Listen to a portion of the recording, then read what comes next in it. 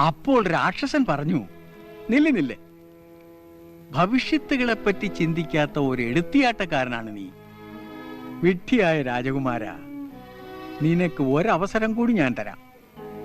നിനക്ക് നിന്റെ ഉണ്ണിയോട് ഇത്ര പ്രിയമെങ്കിൽ അവനെ ഞാൻ ഉപേക്ഷിച്ചേക്കാം, പോരെ? പകരം നിന്റെ ഭാര്യയെ എനിക്ക് വിട്ടുതരൂ.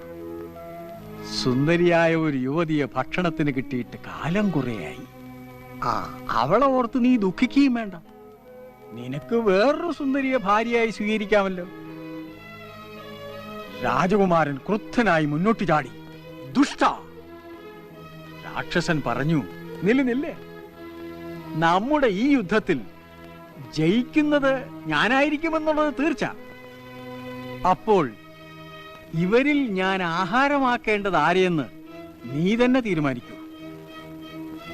രാജകുമാരൻ വാൾ വീശി മുന്നോട്ട് കുതിച്ചുകൊണ്ട് പറഞ്ഞു, നീ തന്നെ എപ്പോഴും ജയിക്കുമെന്നുള്ളതിന് എന്താണ് ഉറപ്പ്?